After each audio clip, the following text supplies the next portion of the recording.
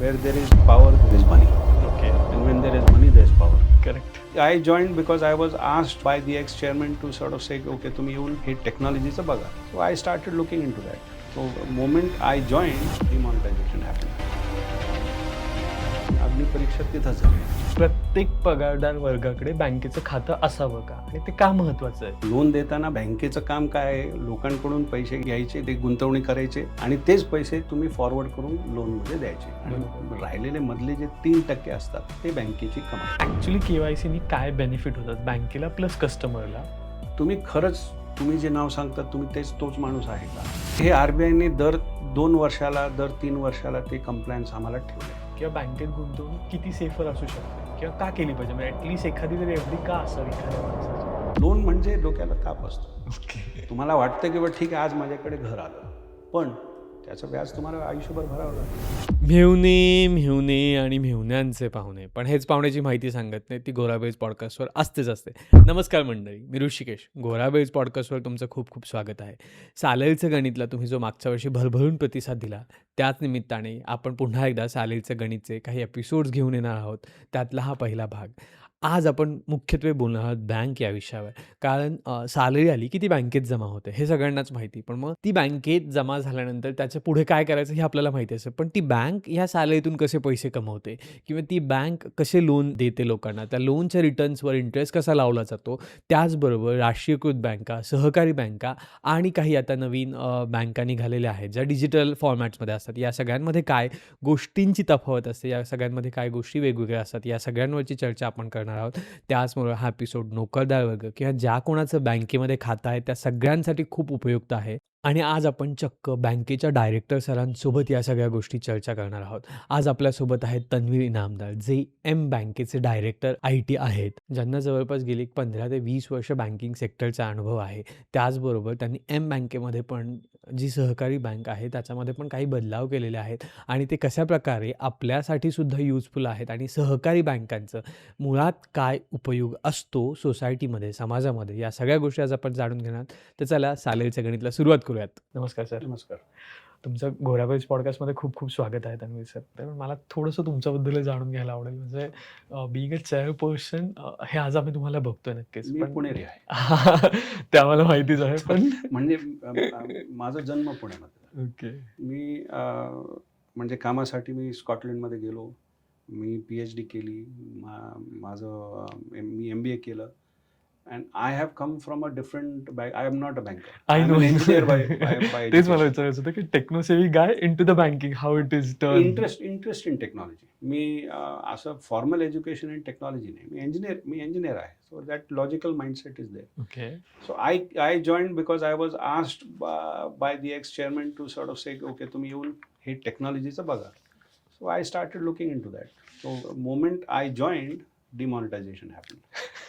So अग्निपरीक्षा तिथंच झाली आमची. हो, नक्कीच. मी आल्या 6 महिन्यात डिमॉनिटायझेशन झालं आणि आम्ही त्यावेळी मोबाईल बँकिंग लायसन्स याला ॲप्लिकेशन रिझर्व्ह बँक ऑफ इंडियाला दिलं आणि बँकेला आम्हाला वाटलं होतं 2-2.5 वर्ष लागतील. 6 महिन्याचं झालं. So game on. So I have set up the mobile banking side of the bank. एवढी जुनी बँक असून सुद्धा मोबाईल बँक नव्हतं आणि ह्या फायदा कुठं झालं? पॅन्डेमिकमध्ये. तन्वीर सर, मला हेच सगळ्यात पहिले सुरुवातीला जाणून घ्यायचं की बँक सेगमेंट जर आपण विचार केला तर तो काय असतो?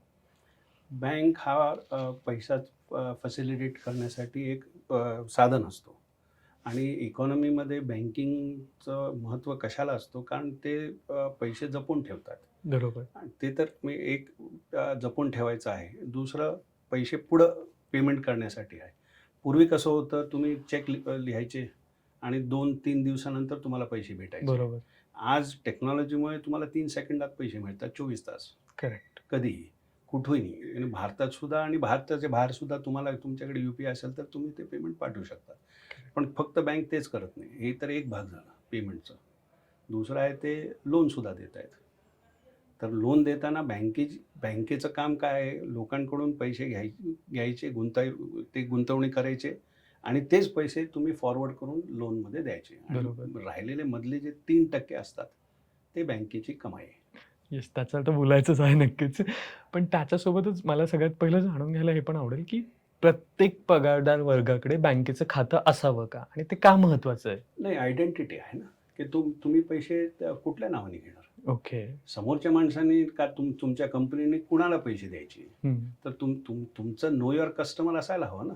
करेक्ट. ते आधार असायला हवं, पॅन असायला हवं, तुमचे फोटो असायला हवं. नाहीतर त्याच नावाने चार माणसं असेल तर काय करायचं आम्ही? पेमेंट कुणाला क्रेडिट करायचं? तुम्हाला ATMमध्ये पैसे काढायचे असेल तर कुणाला ते कार्ड द्यायचे? तर identity is extremely important. Okay. पण मग आत्ता आपण बघतो ना, की बऱ्याचशा बँका डबघाईला आल्यासारख्या दिसतात. तर मग प्रत्येक सामान्य माणसाला असा प्रश्न पडतो, की बँकेत माझे पैसे किती सुरक्षित आहेत? नाही, सुरक्षित आहे. आता एवढंच आहे की बँक जेव्हा डिसिजन घेते, कुणाला लोन द्यायचं आणि ते डिफॉल्ट झालं, तर ते बुडतात करेक्ट. त्यामुळे. And it is because of mismanagement, दुसरं काही नाही. आणि ते bank is a safe institution because त्याचं मॉनिटरिंग मेकॅनिझम जे आहे रिझर्व्ह बँक ऑफ इंडियाचं, ते खूप छान आहे. ओके. आणि कंटिन्युअस मॉनिटरिंग असतं रिझर्व्ह बँकेचं. असं नाही की आमच्यावर फक्त ते बिझनेस म्हणून ते करतात. We are highly regulated, highly monitored. Correct. मग त्या रेग्युलेटेड मॉनिटरेशनमध्ये काय गोष्टी इन्व्हॉल्व असतात? रिझर्व्ह बँक ऑफ इंडियाचे फ्रेमवर्क असतात, की तुम्हाला लायसन्स लागतो अगोदर ओके. बँकिंग करण्यासाठी. हं. आणि ते वेगवेगळे टाईपचे लायसन्स असतात. तुम्ही पेमेंट बँक असला तर तुम्ही लोन देऊ शकत नाही. करेक्ट. आमच्याकडे फुल बँकिंग लायसन्स आहे. And we are older than Reserve Bank of India as a bank. Okay. As a banking institution we are from 1931.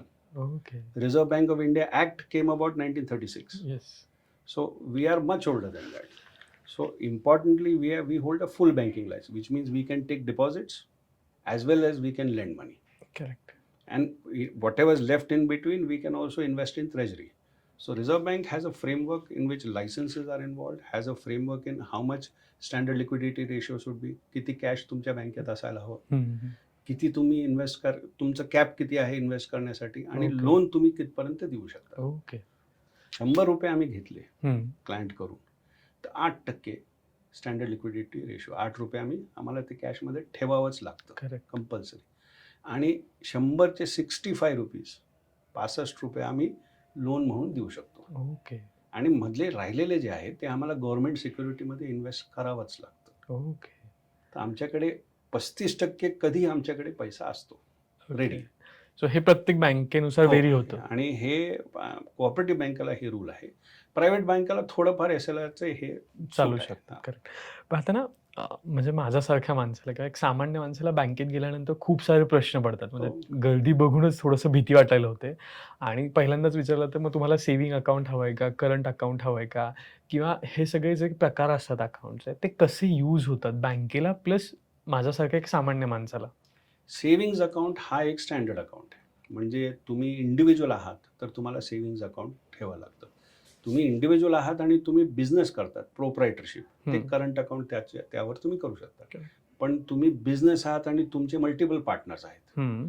तर त्याला करंट अकाउंट म्हणतात in terms of non proprietor. Okay. तर LLP, LLC, private limited त्या नावाने current account असतं. Okay. आणि current अकाउंटला GST applicable आहे. सेव्हिंग्जमध्ये सुद्धा आहे. तुमचं 20 लाखाच्या वरती तुमचं इन्कम गेलं तर ओके. तर savings is a standard account. Okay. So bank gives you x amount of interest on savings. करंटला थोडं जास्त देत असतं. आणि एखाद्या व्यक्तीचे किती अकाउंट असू शकतात बँकेत? सपोज मी आता एक इंडिव्हिज्युअल आहे आणि मला एक अकाउंट आहे माझं XYZ बँकेमध्ये. तर मी त्याच बँकेत अजून दुसरी 2 अकाउंट काढू शकतो का? काढू शकतात. ओके. कारण तुम्ही इंडिव्हिज्युअलच्या नावाने काढू शकतात, हं. प्रोप्रायटरच्या नावाने काढू शकतात, जॉईंट फॅमिलीच्या नावाने काढू शकतात. HUFचं आहे, ते वेगवेगळे एंटिटीज आहेत, त्या ओके. नावाने तुम्ही करू शकता. आणि दुसऱ्या बँकांमध्ये पण काढू हो, शकतो? हे स्टँडर्ड रूल आहे. ओके. बँक अकाउंट ओपनिंगचे आता RBIने स्टँडर्डाइज केलं रूल. ते ओके. वेगवेगळे ऑफरिंग जे असतात ते बँका वेगवेगळे करतात. हां. पण RBIचे स्टँडर्ड जे रूल आहे त्याला कारण ते मॉनिटर होतात. ओके. आणि आता सध्या ना खूप म्हणजे येतंय की ई-KYC, KYC ह्या सगळ्या गोष्टी आहेत आणि त्याच्यामुळे ना बऱ्याच असं होतं की फ्रस्ट्रेशन येतं लोकांना, की अरे काय सारखाच फोन येतोय किंवा का सारखं-सारखं करायचं? मागच्या वर्षी तरी केलं होतं. तर मग ॲक्चुअली KYCनी काय बेनिफिट होतात बँकेला प्लस कस्टमरला? तुम्ही खरंच तुम्ही जे नाव सांगता तुम्ही तोच माणूस आहे का? हां, ओके. पण मग आणि हे RBIने दर 2 वर्षाला, दर 3 वर्षाला ते कंप्लायन्स आम्हाला ठेवलंय, ओके. की तुम्ही म्हणजे डेथ झाली, हं. ॲड्रेस चेंज केला, ओके, तुम्ही कुठं ट्रान्सफर करून गेला, त्यामुळे ते KYC कंपल्सरी असते. ओके, आणि फक्त ते आम्हाला ते रिपोर्टिंग असतं रिझर्व्ह बँक ऑफ इंडियाला. ओके. मग आता हे जे आपण ई-के-वाय-सी मध्ये करतो, जिथे तर डायरेक्टली व्हिडिओ कॉल्स आणि ते होतं. मग त्याला त्याच्यात VKYC म्हणतात. ओके. मग त्याच्यामध्ये पण फ्रॉड व्हायचे चान्सेस नाहीयेत का? आहेत ना. एआयने ते फ्रॉड व्हायचे चान्सेस आले आता. कारण फेसच त्यांनी हे करू शकतात. ओके. मग अशा वेळेस कसं आपण प्रूव्ह आम्ही करणार? फिजिकल KYC करतो. ओके, म्हणजे तुमच्या तुम्ही जे ॲड्रेस दिलं, तिथं आमचे लोकं येणार. तुम्ही जे पॅन दिलं, ते आमचे लोकं येऊन तुम्हाला बघणार. ओके. तर अ, 3 टाईपचे KYC आहेत. ई-KYC म्हणजे फक्त डिजिटल. आम्ही फक्त तुमचं पॅन आणि दिलं, आधार दिलं. We put that number in against Aadhaar's database and within 10 seconds we can verify. Okay. मग आपण याला असं म्हणू शकतो का, की बँकेला पण काही सिबिल स्कोर असतो किंवा बँकेलाही काही स्कोर असतात. हो. ते कुठले आणि कसे ते लागू होतात? नाही, हेच NPAची जी फिगर आहे, नॉन परफॉर्मिंग ॲसेटची जी फिगर आहे, ओके. ते वाढली. तर तुम्ही म्हणजे ते ₹100 आणि 65 हं. रुपीमध्ये तुम्ही ते गेला हं. आणि तुमचा NPA तुम्ही वाढत गेला, तर तुम्ही ज्यांना पैसे दिले ते परत आलेले नाही, तर पुढे कुठेच देऊ शकता. Correct, correct. You become illiquid. Okay. So these are the parameters on which banks are seen. What is turnover? What is your advances? What is your CD ratio? CD ratio is what is your turnover to your advances to your turnover. Okay, So that is 65%. That is satisfactory. Okay. मी या सगळ्या गोष्टी करत असताना ज्यावेळेस आपण loan सेक्शनकडे येतो, त्यावेळेस एखाद्या सामान्य माणसाला जर लोन घ्यायचं असेल, तर त्यांनी किंवा कसली बँक किंवा कुठल्या बँकच्या टर्म्स असताना लोन घ्यावं किंवा कशी बँक सिलेक्ट करावी? सगळ्या बँकांचे लोन द्यायचे रूल्स वेगवेगळे असतात आणि Okay. ते प्रायव्हेट इन्स्टिट्यूशन आहेत. हं, तर हं. ते डिसाईड की द्यायचं का नाही. ओके. पण ओव्हरऑल एक फ्रेमवर्क आहे रिझर्व्ह बँक ऑफ इंडियाचं, हं. किंवा तुम्ही इथपर्यंत तुम्ही लोन इंटरेस्ट चार्ज करू शकता. करेक्ट. प्राईम लेंडिंगवर एवढं. त्याच्यावरती तुम्ही दिलं तर RBI does not allow. And NBFCs are in that grey territory की किती Okay. चार्ज करायचे. Okay. Credit card is in that grey territory की 2.5% कंपाऊंडेड मंथली, येते म्हणजे लक्षात. 24 ते 36% इंटरेस्ट येते तिथं. ओके. तर ते नॉलेज लोकांना APR जे म्हणतात, हां, हां. ते लोकांना अजून आलेलं नाही. पण ओव्हरऑल आम्ही जेव्हा लोन देतो, we look at due diligence, we look at आहे फिट अँड प्रॉपर आहे का. हं. आम्ही तुम्ही जबान दिली आणि तुम्ही ते पूर्ण केलं, so will you keep your word. Banker looks at that. ठीक आहे, महिन्याच्या 5 तारखेला तुम्हाला EMI आहे, तुम्ही भरलं, we trust you. Correct, correct. तुम्ही नाही भरलं, we have to chase. Correct. आपण ज्यावेळेस असं म्हणतो, की सॅलरीड एम्प्लॉईज आहेत किंवा जे नवीन तरुण आहेत, त्यांना जर काही आर्थिक सवयी लावायच्या असतील, तर त्या काय असल्या पाहिजेत? Saving. But how? So let me step back. या please. 1990, pre-1990 generation has grown under socialism. Correct. तर आम्हाला काय 2 जोड कपडे सुद्धा वर्षाला खूप व्हायचे. मिळायचे आणि एक जोड बूट सुद्धा मिळायचे, तर आम्ही खुश होतो. करेक्ट. आता post 1990 generation is a capitalistic generation. Yes. तर मी मायसेल्फ झालेले ते. हो. म्हणजे 2 जोड दिवसाला सुद्धा घेतलं तर they are not happy. So खर्च करण्याची जी पद्धत आहे, हं. तुमची जेवढी इन्कम आहे, जेवढी ऐपत आहे, तेवढीच तुम्ही हे करा. त्याच्या पुढे तुम्ही गेलं तर you will always be on a treadmill. Correct. आता तुमची कमाई समजा ₹1,00,000 सुद्धा आहे. हं. तुम्ही खर्चच करताय ₹2,00,000, तर ते ₹1,00,000 क्रेडिटवरच घेणार आणि त्याच्यावर तुम्ही इंटरेस्ट भरणार. So rather than our saving rates over the last 2 decades have come down from 27% to 5.5%, which is not good for the country as well. Okay. Because that saving which was there in banks was used when there was a downturn. म्हणजे काय major काय financial हे झालं, तर ते पूर्ण कंट्रीचं saving होता तो. आता तो सेव्हिंग झालेला फक्त 5.5%. बरोबर. So आता घरचे सेव्हिंग सुद्धा जास्तीत जास्त 1, 2, 3 महिने लोकांकडे पैसे आहेत. हं. पूर्वी तसं नसायचं. वर्षभर जाईल हो, एवढं आणि असायचं. पूर्वी कसं असायचं, लोन घेणं वॉज सोशली अनएक्सेप्टेबल. करेक्ट. 18% व्याज होतं तेव्हा. आता लोन घेतलं तर लोक म्हणजे काय गाड्या घ्या, हे घ्या, ते. पण see also from a different perspective for younger people, happiness is not in acquisition of things. Correct. That they realise late. And as a banker we always suggest की डोक्याला ताप घेऊ नका. लोन म्हणजे? हां, लोन म्हणजे डोक्याला ताप असतो. ओके. तुम्हाला वाटतं की बा ठीक आहे, आज माझ्याकडे घर आलं, पण त्याचं व्याज तुम्हाला आयुष्यभर भरावं लागतं. मला वाटतं बिईंग अ बँकर किंवा बिईंग अ चेअरपर्सन पण हे इतकं ओपनली बोलणं खूप गरजेचं आहे. कारण we see banks are promoting loans very frequently. म्हणजे असं कुठलंच ॲप्लिकेशन नसेल, अशी कुठलीच बँक नसेल ज्यांनी डिजिटल ॲडवाईस करून लोन प्रमोट केलं नाहीये नाही, किंवा लोन घ्या, मी ते म्हणत नाही, पण जेवढी ऐपत आहे तेवढंच घ्या. करेक्ट. तुमचा EMI, तुमची इन्कम असेल ₹100, तर EMI जास्तीत जास्त ₹40 पर्यंत ठेवा, सगळं मिळून. त्याच्यावरती तुम्ही केलं तर तुम्हाला स्वतःचं घर कसं चालवणार तुम्ही?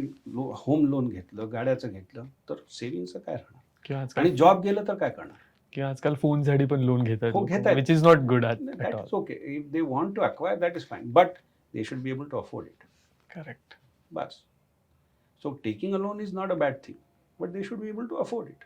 पण ज्यावेळेस आपण लोन हा सेगमेंट बोलत असतो, त्यावेळेस मोठ्या आता मेजरच्या सिटीज आहेत, म्हणजे पुणे, मुंबई, नागपूर, नाशिक अशासारख्या ठिकाणी जर आपण बघितलं, तर 95% क्राउड हा लोनवर चाललेला आहे. म्हणजे होम लोन आहे, देन जसं तुम्ही म्हणाल कार लोन आहेत किंवा दुसऱ्या कुठल्या गोष्टींचे लोन आहेत. याचा बँकेला तर ऑब्व्हियसली बेनिफिट होतं. जसं आपण मगाशीच बोललो, की मॅसिव्ह लोकं घेतात आणि त्याच्यामुळे प्रॉफिट होतोय, जरी तो 1 किंवा 2% असेल तरी. पण याचा जी-डी-पीसाठी किंवा भविष्यासाठी कसा ड्रॉबॅक होऊ शकतो ॲज अ कंट्री? ते सेव्हिंग तुमच्याकडे नसेल तर in any large financial crisis what will you survive on? External borrowing. Correct. Balance of payment crisis होणार.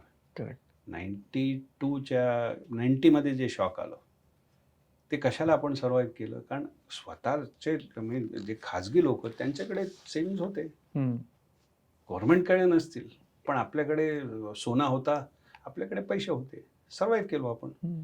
मग डिव्हॅल्यू झाली करन्सी आपली, तरी we survived difficult circumstances. But expansion of the economy is in term, you are talking of gross domestic product. Correct. मी व्यवसाय झालं, productivity झाली, export झाले, तर ह्यात जे आता इन्सेंटिव्ह गव्हर्नमेंट देत आहेत, केवळ ठीक आहे एक्सपोर्ट करा, इन्फ्रास्ट्रक्चर आहे, बाकी तुमची इकॉनॉमीला स्पीडअप केलं आहे. हे जे डिजिटल टेक्नॉलॉजी, फिनटेक वगैरे आहे, ते पैसा किती फास्ट मूव्ह होतो इकॉनॉमीमध्ये. पूर्वी कसं आहे, तुम्ही मला ₹100 पाठवायचं आहे, तर तुम्ही आयदर कॅश द्यायचे समोरासमोर, नाहीतर तुम्ही चेक लिहून द्यायचं बरोबर. आणि ते 3 दिवसानंतर मला भेटायचं. Yes sir. आता 2 मिनिटात. 2 काय, सेकंद. 30 सेकंडमध्ये झालं नाही तर ते हे होतं, कॅन्सल होऊन जातो. करेक्ट. तर 3 सेकंदात तुम्हाला पैसे भेटतात. तर speed at which the economy is moving is also because the financial system is oiling that money to move that fast. Okay. So it's a big advantage for us. But saving नसलं, then we are then exposed to borrowing. Okay. आणि त्याच्यासोबत ना आता सध्या मार्केटमध्ये आपण बघतो, की म्युच्युअल फंड आहेत. म्हणजे सगळेजण बोलतात एफ-डीला काय 4% रेट आहे किंवा एफडीला 8% पर्यंत आहे. नाही, पण जनरली बोललं जातं, की एफ-डीला 4% आहेत किंवा एफ-डीला 5%च आहे. त्याच्यापेक्षा तुम्ही म्युच्युअल फंडमध्ये गुंतवलं तर तुम्हाला 12% 13% रिटर्न्स मिळतील. मग अशा वेळेस खरंच बँकांमध्ये गुंतवणुका येतात का? किंवा बँकेत गुंतवणूक किती सेफर असू शकते किंवा का केली पाहिजे? म्हणजे ॲटलीस्ट एखादी तरी एफ-डी का असावी एखाद्या माणसाची? कारण ते रिस्क प्रोफाईल त्याचं खूप कमी आहे. ओके. नाहीतर म्युच्युअल फंडमध्ये ते लिहूनच सांगतात ना. त्यांचे नॉन लायबिलिटी, ते नॉन कम्प्लायन्स, नॉन लायबिलिटी ते अगोदरच म्हणतात, की हे तुम्ही पूर्ण पैसे सुद्धा तुम्ही बुडू शकतात. पण आम्ही तसं करत नाही. आमच्याकडे ते सेफ असतात, कारण आम्ही रेग्युलेटेड एंटिटी असल्यामुळे आम्हाला ते भाग्य आहे की एवढं इंटरेस्ट द्यायचंच. आणि इट इज, आणि त्याच्यावर काय आहे, काय विचार न करता तुमच्याकडे पैसे येतात. मार्केट फ्लक्च्युएशन झालं तर म्युच्युअल फंडमध्ये प्रॉब्लेम असू शकतो, आणि ते रिस्क बेस्ड आहे. ओके. म्हणजे पैसे जास्त हवे तुम्हाला, रिस्क जास्त घ्यावं लागेल. ओके. आणि ह्याचा लोक ना इमर्जन्सी फंड नावाने एक फंड, म्हणजे बरेचसे म्युच्युअल डिस्ट्रीब्युटर सांगतात किंवा म्युच्युअल फंड डिस्ट्रीब्युटर सांगतात. मग तो एफ-डीमध्ये करावा का एकतर, आणि तो कसा असावा, म्हणजे किती कॅल्क्युलेशनमध्ये असावा? एक बँकर म्हणून तुम्ही काय सजेस्ट नाही, असं नाही, ते रिस्क प्रोफाईलवर. पण एफडीचा फायदा काय, तुम्ही इमिजिएटली सकाळी ॲप्लिकेशन करा, दुपारी तुम्ही घेऊन जा पैसे. Okay. It is totally liquid money. Correct. गोल्डला सुद्धा तसंच आहे ना, हां, तुम्ही जाऊन इमिजिएटली विकू शकता. Correct. So these asset classes are for this sort of saving. आता म्युच्युअल फंडमध्ये जेव्हापर्यंत ते लिक्विडेट करून, त्यांची लिक्विडिटी काय काय हे आहे आणि त्यांचे प्रोसिजर आहे, त्याप्रमाणे आहे. तुम्हाला ॲप्लिकेशन करावं, बट इमिजिएटली तुम्हाला इमर्जन्सीमध्ये पैसे लागले तर FD is the safest option. Safest one. पण मग बऱ्याच असं पण होतं ना, की बँका बुडतायत आपण बघतो ज्यावेळेस, त्यावेळेस मग आमच्या एफडीचे पैसे पण जातात असं लोकांचं म्हणणं नाही, असतं. त्यात 5 लाखापर्यंत गव्हर्नमेंटची गॅरंटी आहे ना. ओके. म्हणजे जोपर्यंत 5 लाख आहे तोपर्यंत 5 लाखापर्यंत तुमचं जे पैसा आहे ते गव्हर्नमेंट गॅरंटी करते, ओके. तुम्हाला मिळतं. मग ते सहकारी बँकांमध्ये पण आहे? नाही, सगळ्या बँक सगळ्या बँकांमध्ये स्टँडर्ड आहे. आहे. म्हणजे त्याच्यामुळे आम्ही ॲटलीस्ट तेवढं तरी इमर्जन्सी तरी फंड करतात. ची एफ-डी करू Yes. शकतो तिथे ॲटलीस्ट. कारण तो आला तर खूप बेसिक इमर्जन्सी फंड आहे आजच्या काळामध्ये जर बघायला पण गेलं हे तर. हे फक्त कॉपरेटिव्ह बँकिंगची परिस्थिती नाही, म्हणजे प्रायव्हेट बँक सुद्धा बुडतात. हां, नाही डेफिनेटली प्रायव्हेट सुद्धा बुडतात किंवा नॅशनलाइज सुद्धा बुडतात. हो. आपण बघितलं असं नाही की फक्त कॉपरेटिव्हच बुडतात त्या. म्हणजे आता हे तुम्ही सांगितलं सेव्हिंग्ज आणि करंटचं. पण आता सध्या ना मध्यंतरी एक रूल आला होता किंवा एक फॅड आलं होतं, की आता आमचं तर काही आम्हाला पगार मिळत नाही. म्हणजे शेतकरी लोकं आहेत किंवा आमचं तर काही आमचा पगार नसतो. आमचं तर काही कॅशमध्ये पैसे येणं-देणं चालू असतं. मग आम्हाला बँकेच्या अकाउंटची काय गरज आहे? किंवा जसं आता आपण म्हणालो होतो, की घरातल्या प्रत्येक महिलेचं बँक अकाउंट खुललं गेलं पाहिजे.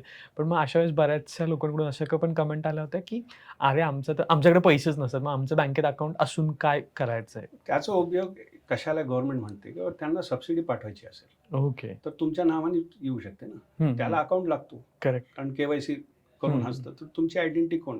त्यामुळे गव्हर्नमेंटने ह्याच्यावर पुश केलं करेक्ट. की जे मनरेगा आहे होतं, ते मनरेगा पूर्वी ते ह्याला कॉन्ट्रॅक्टरला मिळायचं आणि तो डिस्बर्स करायचा. करेक्ट. त्याच्यात खूप पैसे वाया जायचे. गेले. हां. तर आता काय डायरेक्ट बेनिफिट ट्रान्सफर म्हणतात त्याला, डीबीटी. ओके. तर तुम्हाला तुमच्याकडे अकाउंट असेल तर गव्हर्नमेंटची सबसिडी तुमच्या अकाउंटमध्ये डायरेक्टली येणार. डायरेक्टली येणार. करेक्ट. आता जसं तुम्ही मगाशी पण म्हणालात, की बँक एक व्यवसाय आहे किंवा एक व्यवसाय म्हणून आपण बँकेकडे बघितलं गेलं पाहिजे.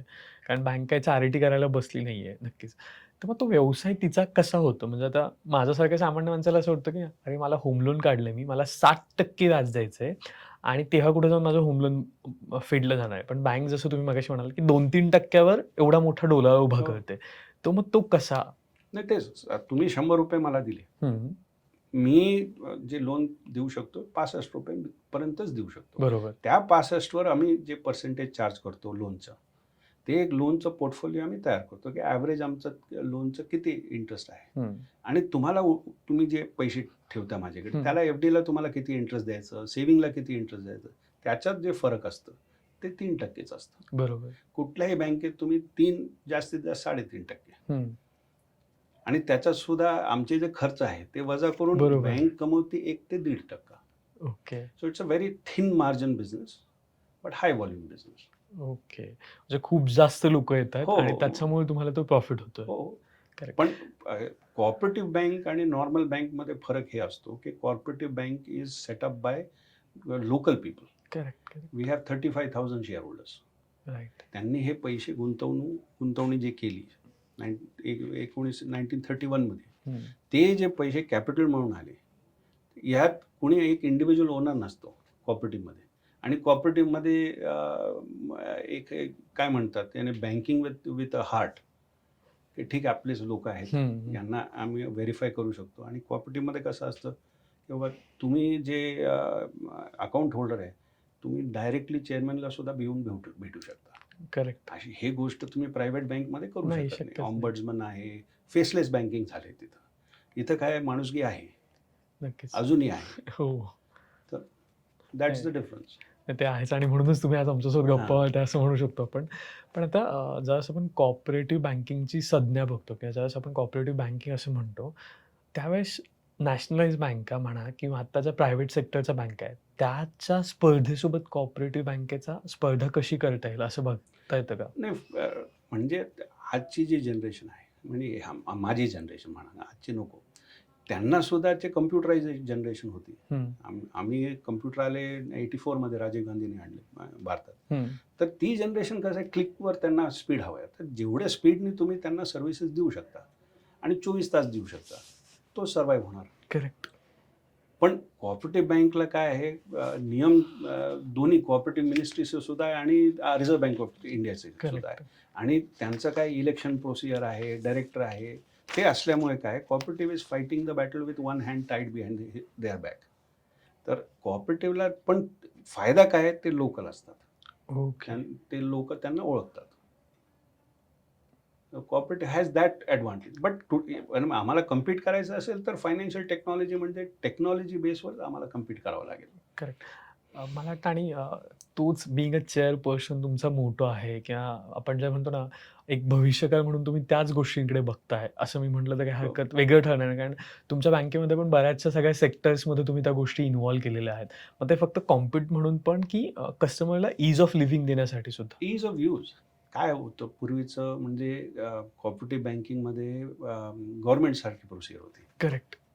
हे फॉर्म भरा, हां. त्या विंडोला जा, ते टोकन घ्या, तिथं पुढं जा. तर अर्धा दिवस जातो. जायचं. मला करेक्ट. आठवतं SBIमध्ये तुम्हाला पैसे विथड्रॉ करायचे असेल स्वतःचे, तर सोमवारी अर्धा दिवस सुट्टी घेऊन तुम्ही टोकन घेऊन थांबायचं. करेक्ट. ते अकाउंटंट केजमध्ये बसायचं.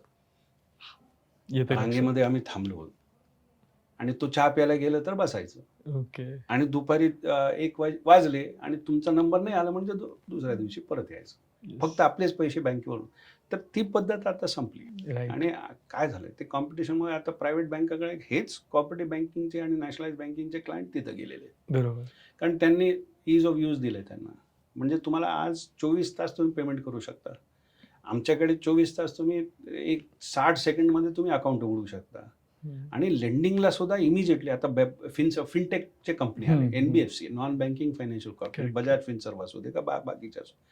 ते कशाला एवढे लोक त्यांच्या मागे लागलेत? कारण 2 मिनिटात लोन देतात. बरोबर.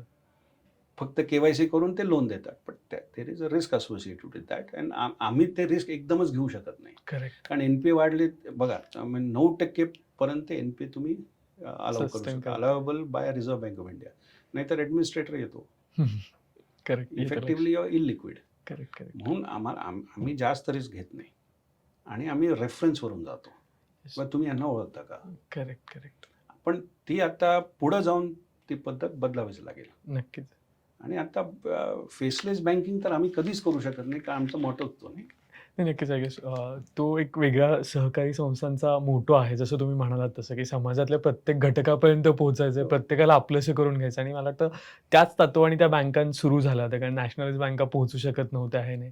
पण एक आपण म्हणतो ना, की एक व्हिजन असते प्रत्येकाकडे किंवा एक चेअरपर्सनकडे व्हिजन असली पाहिजे, ज्याला ते भविष्यातल्या गोष्टी कळतात आणि त्याच्यानुसार आपण त्या गोष्टी आपल्या बँकेच्या सिस्टममध्ये इन्व्हॉल्व करायचा प्रयत्न करतो. सो दॅट आपण अजून ईज देऊ शकतो आणि अजून लोकांपर्यंत पोहोचू शकतो.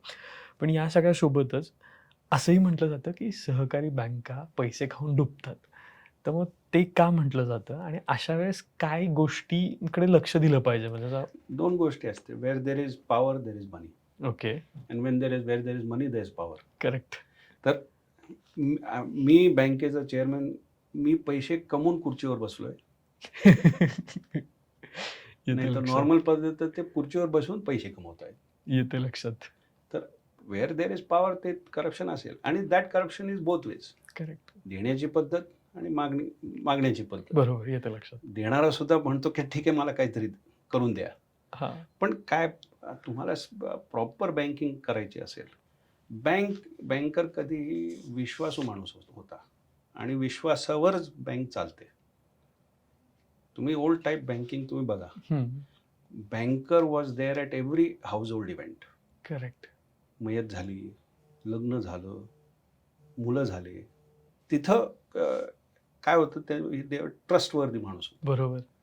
आणि फक्त भरोसा असेल तरच तुम्ही पैसे ठेवतात. नक्कीच, नक्कीच. नाही तर रन ऑन बँक होते ना. तर Correct. तुम्हाला थोडंही वाटलं की असं. आणि करप्शनचा इश्यू कसा ॲड्रेस करायचा ते आहे. म्हणजे सोसायटीमध्ये जे करप्शन आहे ते इथं कोऑपरेटिव्ह बँकिंगमध्ये सुद्धा आहे. आणि हे प्रायव्हेट असल्यामुळे इथं थोडं जास्त होऊ शकतं. कारण लालच आहे तिथं हां. पैसे कमवायची. बट इथं काय एकदा प्रोसिजर हे झाले. पूर्वी काय होतं, तुम्ही टेलिफोनला सुद्धा टेलिफोन आला तुमचं 6 महिन्यानंतर 2 तर त्या जो टेलिफोन यायला त्याला सुद्धा पैसे देत होतो तुम्ही. Correct, correct. आज तुम्हाला द्यायची गरज नाही. सो लोअर लेवल जे करप्शन आहे ते आता संपलेलं आहे. आणि डिजिटाईज झालंय पूर्ण. तर ईज ऑफ यूज झालंय. पण जिथं हे माहिती आहे, आम्ही हे मोठे जे उद्योगपती आहे त्यांना जे लोन दिलेलं लोकांनी ते जाणून बुजूनच दिलंय ना. हे सगळं माहीत होतं त्यांना तरी दिले. Yes sir. So there has to be a proper due diligence as we call it. And a banker is fit and proper. RBI जेव्हा तुम्हाला डायरेक्टरशिप म्हणून तुम्ही ते घेत आहेत आणि they certify, they will see what is fit and proper. Correct. म्हणजे तुमचा ट्रॅक रेकॉर्ड काय आहे. Correct, correct. नक्कीच. पण ओव्हरऑल आज आपण ज्यावेळेस जी-डी-पीज आणि ह्या सगळ्या गोष्टींचा विचार करतोय, त्यावेळेस बँकिंग सेक्टरला आपण कसं बघतो? ओव्हरऑल बँकिंग सेक्टरला म्हणजे कारण मला वाटतं हा एक खूप मोठा रोल प्ले करतो. Yes, it facilitator of finance, and correct. it also takes risk on the industrialist or entrepreneur. So they say, "ठीक है, this idea will work. We are ready to put this capital." but ठीक आहे, तुम्ही व्यवसाय सुरू करा, आम्ही तुम्हाला हे देतो. तर भरोसा जो असतो तो बँक प्रोव्हाइड करतो. हं. And then they take that risk of that growth as well. तर ठीक आहे, तुमच्याबरोबर आमचे नाते आहेत. तुम्ही वयाच्या 16 वर्षी आम्हाला आमच्याकडे अकाउंट उघडलं. तुम्हाला लोनची गरज पडली, तुम्हाला बाईक घ्यायची असेल, गाडी घ्यायची असेल, लग्न करायचं असेल, घर घ्यायचं असेल, if the service is good, you continue. Correct, correct. मग आता या सगळ्यामध्ये पण आपण आता बघतो की बँकेमध्ये खूप सारे फ्रॉड्स पण होतात. म्हणजे लिटरली यू-पी-आय फ्रॉडपासून ते मोठ्या-मोठ्या फ्रॉड्सपर्यंत होतात. पण अशा वेळेस एक बँक म्हणून तुम्ही कसं बघता? जर माझ्याकडून चुकीच्या अकाउंटमध्ये ट्रान्सफर झालेत आणि मी तुमच्याकडे येतोय. इट्स ओके, माझी मिस्टेक आहे. ॲग्री करतोय मी, की माझ्याकडून चुकीचा नंबर दाबला, यू-पी-आय दाबलाय. माझी मिस्टेक झाली. पण आता त्याचा मला सपोर्ट हवा आहे. Yes, so there is procedure for that. Okay. Even fraud झाला समजा, हं. तुमच्याकडून अकाउंटकडून युपीआयमध्ये पैसे कुणीतरी काढून घेतले. हां. You have 72 hours to give that, and we then get in touch with the counter bank, okay. की तुम्ही हे थांबवा. Okay. So banking network is very strong that way. So we reference each other as well. हं. And RBI has set procedure for that.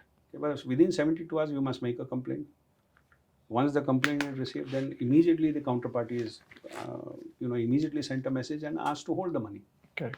मला वाटतं हे खूप महत्त्वाचं आहे प्रेक्षकांसाठी सुद्धा, की आपण हे करतच नाही. आपण फक्त मग Googleवर सर्च करतो किंवा बाकीच्या काय गोष्टी झाल्यात हे सर्च करतोय. पण हां, जर तुमच्याकडून पण अशा काही चुका झाल्यात म्हणजे दुसऱ्याकडे ट्रान्सफर झालेत पैसे, तर बँकला कॉन्टॅक्ट करा. मे बी जसं सर बोलतात तसं कंप्लेंट करा आणि देन दुसऱ्या बँकेला आपण थांबवत ते पैसे काढून घेण्यापासून. हो. कारण तो एक महत्त्वाचा मुद्दा आहे. कारण लोकं काय करतात, पेमेंट झाले, त्याला रिसीव्ह झालं की ते लगेच विथड्रॉ केलं जातं. नाही, विड्रॉ केलं तरी त्याच्यावर आम्ही चार्ज करतो ना समोरच्या. Okay. That account is then told this is not your money. Okay. We would want it back. Correct. And they have the right to make a police complaint as well. Nice. Okay. पण आता sir तुमच्या अनुषंगाने कुठला middle class कॅटेगरीमध्ये येतो ज्याचा income source किती ते किती आहे? हा प्रश्न मी याच्यासाठी विचारतोय कारण जसं तुम्ही म्हणालात की आपले सेव्हिंग्ज चेंज झालेत, तसं मला वाटतं त्या क्लासच्या डेफिनिशन पण चेंज झालेल्या आहेत आणि त्या एक्सेप्ट करणं खूप गरजेचं आहे आणि त्याच्यानुसार आपलं बँकिंग आणि बऱ्याचशा सिस्टीम चालतायत. So the basis of that is घराची प्राइस काय आहे, okay. because that is your largest outgoing in Correct. terms of borrowing yes. and EMI. Correct. Personal expenses being not the same. तुम्ही मुंबईमध्ये घर घेताय हं. तर तुमचा इन्कम किती असायला हवं आणि टियर 2 सिटीमध्ये घर घेताय ती तुमचा इन्कम किती असायला. So there is an index that the government also publish. किंवा ठीक आहे, हे आता आम्ही सॅलरी सुद्धा आम्ही सुद्धा देतोय. म्हणजे 7 शहरात आमचे ब्रांचेस आहेत. हं. तर ब्रांचला सुद्धा इंडेक्सायझेशन आहे बरोबर. की पुण्यामध्ये असेल, ह्याच लेवलचं जॉब असेल तर एवढं सॅलरी द्यायला हवं. बरोबर. Because they are able to afford that. Affordability index आहे, बरोबर. दुसरं काही नाही. And that is based on what is your aspiration in terms of buying a house. That is your largest outgoing by far. Correct. Definitely. आणि स्वतःचं घर असेल तर काहीच नाही, म्हणजे then you are really saving and saving. Because housing can cost you almost 40% of your income. Correct. Okay. आणि मध्यंतरी आता जसं आपण बघितलं की डिजिटल पेमेंटची जी सुविधा आहे ती फार चप्पल शिवणारे जे व्यक्ती आहेत त्यांच्यापासून ते मॉल हायफाय सगळीकडे आहे. मध्यंतरी बऱ्याच लोकांचं असं होतं की आमचं इन्कम गव्हर्नमेंटला माहिती व्हावं म्हणून गव्हर्नमेंटने ही डिजिटल पेमेंटचे व्यवसाय आणले. म्हणजे भाजी विक्रेते असतील किंवा जसे म्हटलं चप्पल शिवणारे आहेत किंवा छोटं सुपर मार्केटवाले आहेत. अशा लोकांचा हा होता की गव्हर्नमेंटला आमचं इन्कम हवं आहे म्हणून ह्या व्यवस्था आणल्या. तर यात खरं किती आहे ते आणि त्याचे दुसरे बेनिफिट्स काय मिळतात त्याला सगळ्या लोकांना? ही भीती आहे, ठीक आहे. पण आम्ही जे म्हणतो की क्रेडिट वर्दीनेस, ओके. की तुम्ही भाजीवाले आहेत, हां. ठीक आहे, कमाई तुमची 1000 रुपये दिवसाला असू दे ओके. का 500 रुपये असू दे, ते तुम्ही ऑन डॉक्युमेंट तुम्ही मला दाखवू शकत नाही. तर तुम्हाला जेव्हा लोन पाहिजे, ओके. तुम्ही कुठलं डॉक्युमेंट मला प्रोड्यूस करा हं, की हं. तुमच्याकडे ते नोन इन्कम आहे. हं, हं. तर हे लोन घेताना when you want to grow, you need to get in to the system. Correct. And if you can't, तुम्ही ते करू शकत नाही तर तुम्हाला लोन घेताना म्हणजे सावकार आहे, टक्केवारीवर आहे ते. बरोबर. 2, 2.5, 3% पर्यंत ते सावकारी 10% पर्यंत सुद्धा आहे. करेक्ट. किंवा तर हे वस्तूच्या अगेन्स्ट हां, आहे. तर अँड ॲक्च्युअली सर्वात मोठं जे प्रॉब्लेम आहे, ज्या लोकांकडे कमी पैसे आहेत तेच एक्सप्लॉइट होत आहेत.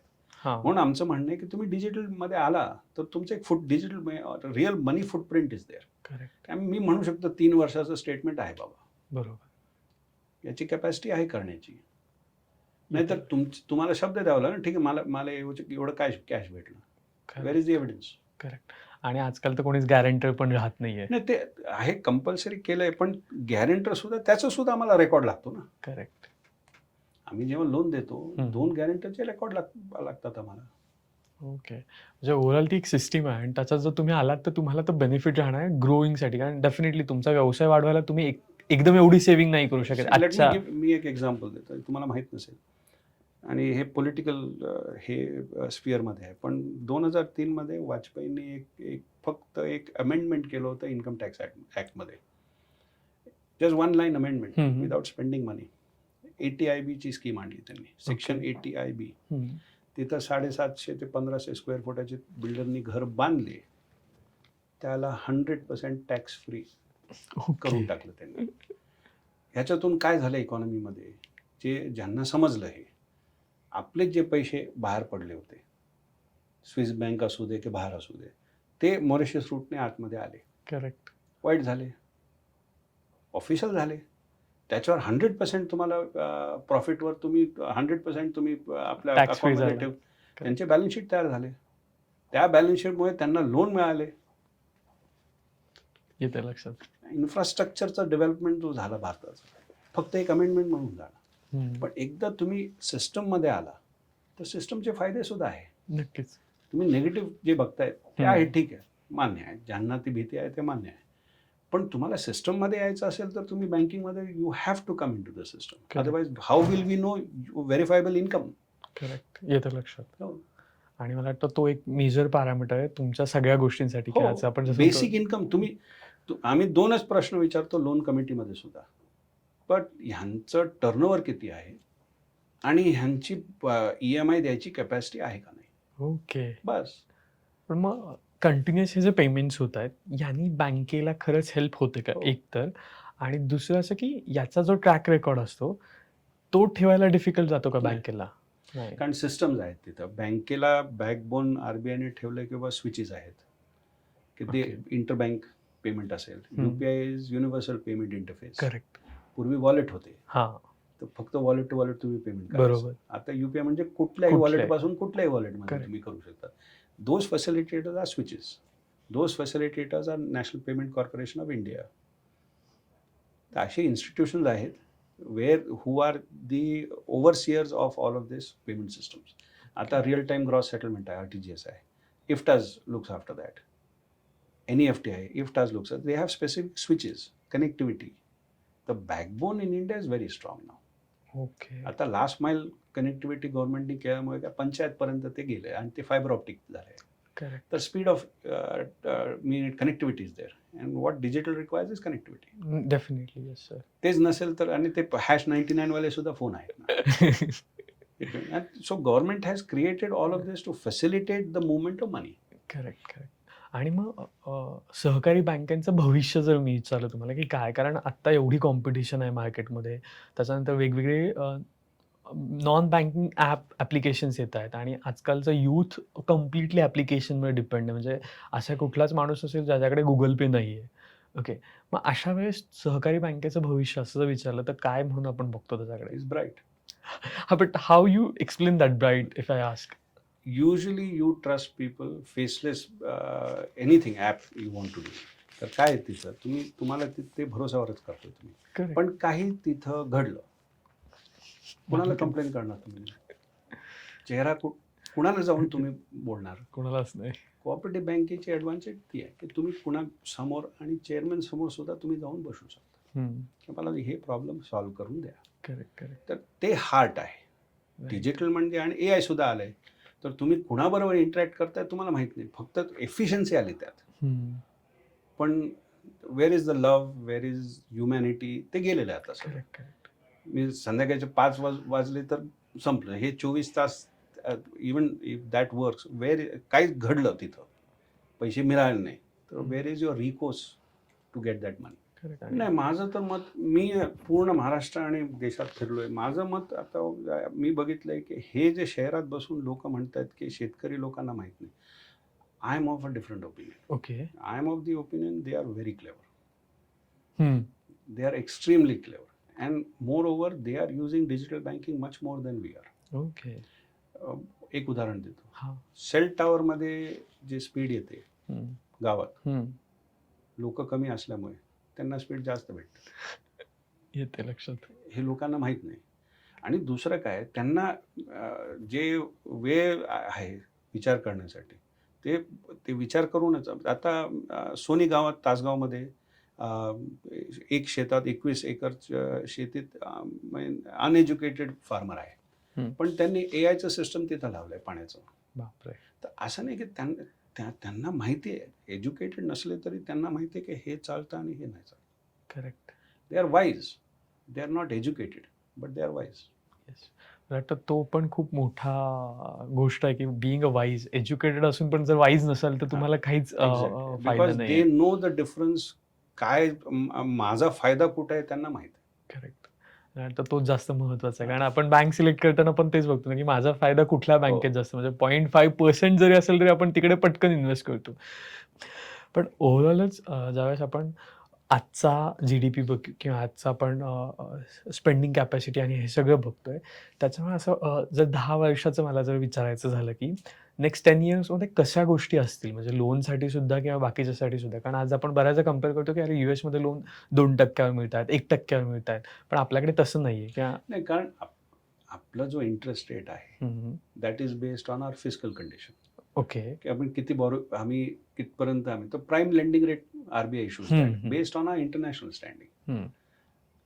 तिथे काय आपल्याला ट्रस्ट इश्यू, म्हणजे our currency is being weak, so our interest rate is much higher. Correct. कसं आहे, तुम्हाला RBI बॉन्ड्समध्ये तुम्हाला इन्व्हेस्ट करायचं असेल तर RBIला ते इन्सेंटिव्ह द्यावं लागतं की आमच्याकडे तुम्ही इन्व्हेस्ट करा, आम्ही एवढे तुम्हाला इंटरेस्ट देऊ. ओके. त्यांना तिथे हे इन्सेंटिव्ह नाही. आणि आत्ता तर मध्ये इकॉनॉमी जेव्हा क्रॅश झाली all over world, Japan, Europe, they were giving negative interest rate, so there was no incentive keeping money in the bank. Okay. ₹100 गुंतवले तर नेगेटिव्ह 1% इंटरेस्ट होता. 99 rupees you would get back. So they incentivize lending. Correct. तुम्ही माझे पैसे कोणाला देऊन टाका व्याजावर, बँकेत न ठेवता. पण तुम्ही जे म्हणतात की in terms of what is the state for are in the economy, GDP is how much we grow the economy in terms of size. Speed of payment is a major reason for economy to grow. Correct. And also in terms of speed of trust. 24 तास तुम्ही आता payment करू शकता. Right. So that speed has gradually gone to, and also in terms of तुम्ही spending किती आहे. तुम्ही आता कंझ्युमर इकॉनॉमी म्हणतात ना. करेक्ट. आम्ही पूर्वी ॲग्रेरियन इकॉनॉमी होतो, इंडस्ट्रियल झालो, आणि आता कंझ्युमर. तर कंझ्युमरमध्ये खर्च करा. तर काय, तुम्ही पैसे न ठेवता तुम्ही कंटिन्युअसली इकॉनॉमीमध्ये पैसे फ्लो करा. So that is up to a certain point. But there is a risk की कंटिन्युअसली पैसे फिरत असेल आणि तुमच्याकडे सेव्हिंगचं काय नसेल तर इमर्जन्सीमध्ये तुम्ही काय करणार. Correct. So Tanvi sir, actually a lot of thanks to you की तुम्ही इथे आलात आणि आम्हाला या सगळ्या सेक्टर्सबद्दल सांगितलं. कारण कसं होतं, बँकेच्या चेअरपर्सनना भेटलं खूप डिफिकल्ट वाटतं आमच्यासारख्या सामान्य माणसाला. आणि हे सामान्य माणसाचे खूप सामान्य प्रश्न असतात नक्कीच, म्हणजे ते कधी-कधी माहिती असतात. पण आपण जसं म्हणतो ना, सोनाराकडून कान टोचलं तर दुखत नाही, किंवा त्यांच्याकडून ऐकलं एक समाधान मिळतं. तर सेम तसं आमचं झालंय.